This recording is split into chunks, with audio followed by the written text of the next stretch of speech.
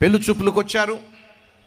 వెళ్ళిన తర్వాత వార్త చెబుతాము అన్నారు, వెళ్ళారు. అమ్మాయి నచ్చింది అని చెప్పి వాళ్ళు ఎప్పుడు వార్త చెప్తారా అని చెప్పి తల్లి తండ్రి వెయిట్ చేస్తున్నారు. ఆ అమ్మాయి వెయిట్ చేస్తుంది, కుటుంబం అంతా వెయిట్ చేస్తుంది. వాళ్ళు ఎప్పుడు ఫోన్ చేస్తారని చెప్పి ఫోన్ పక్కనే పెట్టుకుని వాళ్ళు రోజులు గడిచేస్తున్నారు. సడన్గా ఫోన్ వచ్చింది. వెంటనే ఫోన్ ఎత్తాడు పెద్ద ఆయన.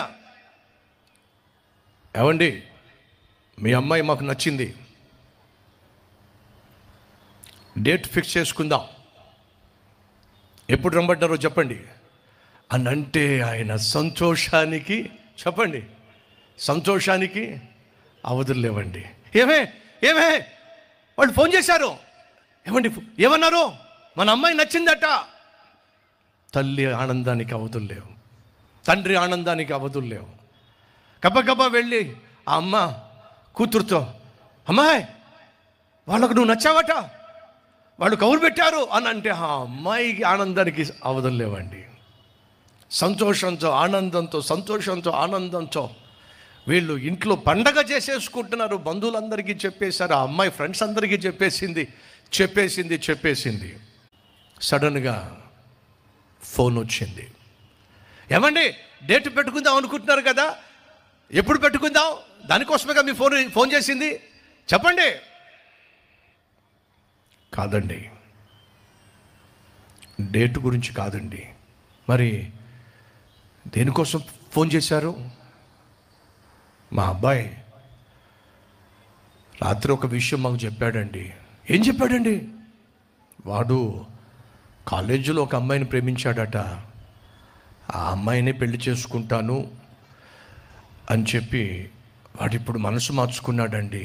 ఎలా చెప్పాలో మాకు అర్థం కావటం లేదండి. చేతిలో ఉన్న ఫోన్ కాస్త జారి కింద పడిపోయింది. భార్య వచ్చి, ఏమిటి అలా ఉన్నారు? ఏం చెప్పమంటావే? పెళ్ళోళ్ళ దగ్గర నుంచి, అబ్బాయి వాళ్ళ దగ్గర నుంచి ఫోన్ వచ్చింది. ఏమని వచ్చిందండి? ఆ అబ్బాయి వేరే అమ్మాయిని ప్రేమించాడట, ఆ అమ్మాయిని పెళ్లి చేసుకుంటానని చెప్పి ఇప్పుడు ఎదురు తిరిగాడట. వాళ్ళు ఫోన్ చేశారు.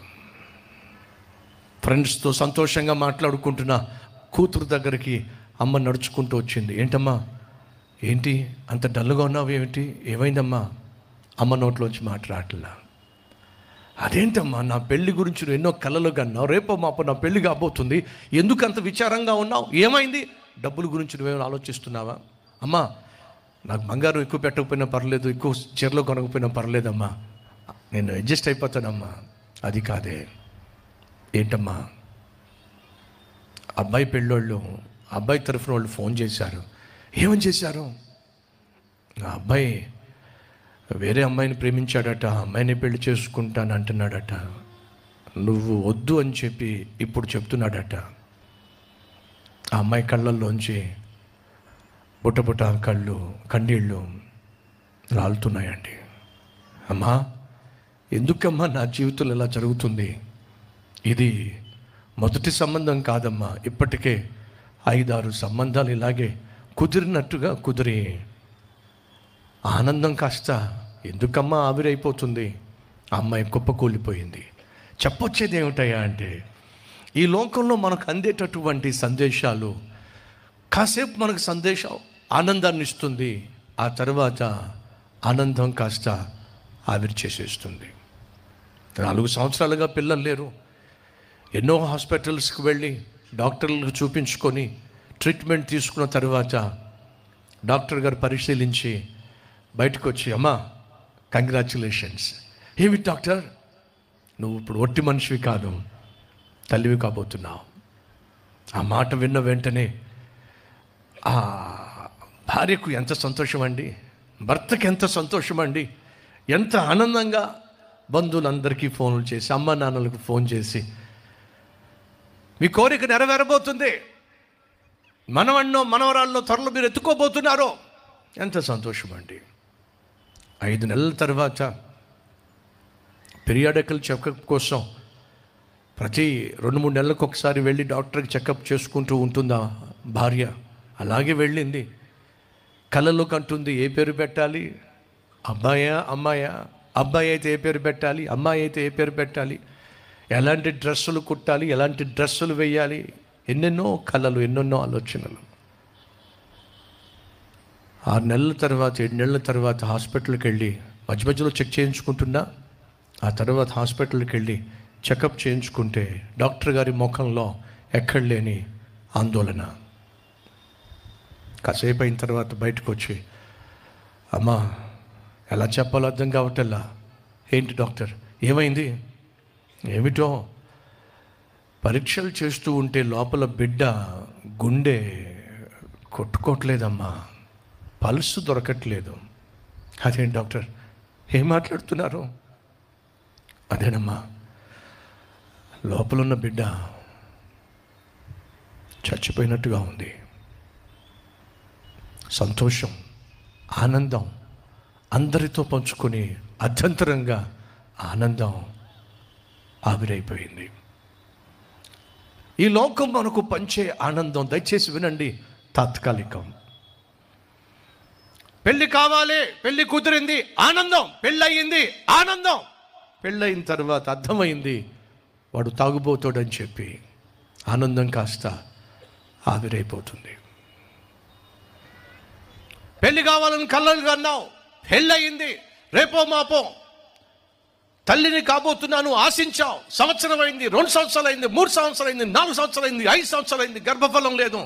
ఏమైంది? పెళ్ళిని ఆనందం, పెళ్ళిలో నీకున్న ఆనందం పిల్లలు పుట్టకపోయేసరికి ఆవిరైపోయింది. కూతురు పుట్టింది, సంతోషించావు, గంతులు వేశావు, మళ్ళీ గర్భం ధరించావు. కొడుకు పుడితే బాగుండు, కొడుకు పుడితే బాగుండు, కొడుకు పుడితే బాగుండు, కొడుకు పుడితే బాగుండు ఆశించావు, ఆశించావు, ఆశించావు. 12 బిడ్డకు జన్మనిచ్చావు. కానీ భర్తలో సంతోషం లేదు, భార్యలో సంతోషం లేదు, అత్తలో సంతోషం లేదు. ఎందుకని? మళ్ళీ కూతురే పుట్టింది. అదేంటండి? బిడ్డ పుడితే చాలనుకున్నావు, బిడ్డ పుట్టింది, అమ్మాయి పుట్టింది. ఆ తర్వాత మళ్ళా గర్భం ధరించావు, కొడుకు పుడతాడు అని చెప్పి ఆనందంగా ఎదురు చూసావు, కూతురు పుట్టింది, ఆనందం లేదు. ప్రియ సహోదరి సహోదరులు, ఇది ఈరోజు మనిషి తాత్కాలికంగా అనుభవిస్తున్న ఆనందం. చదువుకోవాలనుకున్నావు, చదువుకున్నావు. ఫస్ట్ క్లాస్లో పాస్ కావాలనుకున్నావు, ఫస్ట్ క్లాస్లో పాస్ అయ్యావు. మంచి ఉద్యోగం కావాలనుకున్నావు, ఇంటర్వ్యూకి వెళ్ళావు. ఖచ్చితంగా నాకు ఇంటర్వ్యూలో జాబ్ వస్తుందని చెప్పి నువ్వు కలలు కన్నావు. వాళ్ళు నిన్ను చూసి పరీక్షలు చేసి, ఇంటర్వ్యూ చేసి, ప్రశ్నలు వేసి ఆఖరికి ఎస్ యు ఆర్ సెలెక్టెడ్ అని అంటే వాడు ఆనందానికి అవధులు లేవండి. అమ్మకు ఫోన్ చేశాడు, నాన్నకు ఫోన్ చేశాడు, చెల్లికి ఫోన్ చేశాడు, అక్కకు ఫోన్ చేశాడు. సెలెక్ట్ అయ్యా, 1,50,000 రూపాయల జీతమట. మొదటి 6 నెలలు నేను అమెరికా వెళ్ళాలట. అమెరికా వెళ్ళి నేను ట్రైనింగ్ పుచ్చుకోవాలట. దాని ఖర్చులన్నీ కూడా వాళ్ళే భరిస్తారట. మమ్మీ నీ కష్టాలు తీరిపోబోతున్నాయి, డాడీ నీ కష్టం తీరిపోబోతుంది. వారం అయింది, జాయినింగ్ ఆర్డర్ రాలా. 2 వారాలు అయింది, జాయినింగ్ ఆర్డర్ రాలా. 3 వారాలు అయింది, జాయినింగ్ ఆర్డర్ రాలా. 2 నెలలు అయింది, జాయినింగ్ ఆర్డర్ రాలా. ఆ కంపెనీ వాళ్ళ దగ్గరికి వెళ్ళి, నేను సెలెక్ట్ అయ్యానని చెప్పారు కదా, మరి నాకు జాయినింగ్ ఆర్డర్ ఇవ్వాలి కదా, మేము కూడా వెయిట్ చేస్తున్నాం, అమెరికా నుంచి వాళ్ళు ఇంకా కన్ఫర్మ్ చేయలేదు, నీ పేరు లిస్టులోకి రాలేదు, వెయిట్ చేస్తున్నాం. ఆనందం కాస్త ఆవిరైపోయింది. ప్రియ సహోదరి సహోదరులు, ఈ లోకంలో మనం వినేటటువంటి వార్తల ద్వారా తాత్కాలిక సంతోషం మాత్రమే. కానీ సాధారణంగా న్యూస్ అంటాం. వార్త అంటే ఇంగ్లీష్లో న్యూస్. ఎన్ అంటే నార్త్, ఈ అంటే ఈస్ట్, డబ్ల్యూ అంటే వెస్ట్, ఎస్ అంటే సౌత్. ఎప్పుడు జార్జ్ రాజు గారు ఒక మాట అంటారు, good news first 2 letters go. N అంటే నార్త్, ఈ అంటే ఈస్ట్, డబ్ల్యూ అంటే వెస్ట్, ఎస్ అంటే south. Go to north, go to east, go to west, go to south. Go spell gospel, go spell gospel అంటే అర్థం ఏమిటి? వెళ్ళు, నార్త్కు వెళ్ళండి, ఈస్ట్కు వెళ్ళండి, వెస్ట్కు వెళ్ళండి, సౌత్కు వెళ్ళండి, యేసుక్రీస్తును గూర్చిన సువర్తమానాన్ని ప్రకటించండి. ఇది సువర్తమానము, ఇది సంతోషకరమైన వర్తమానము. యేసుక్రీస్తును గూర్చినటువంటి వర్తమానము సువర్తమానము, సంతోషకరమైన వర్తమానము. ఎవరికి? క్రైస్తవులకు మాత్రమేనా? కాదు. బైబిల్ సెలవిస్తుంది ఏమని? సకల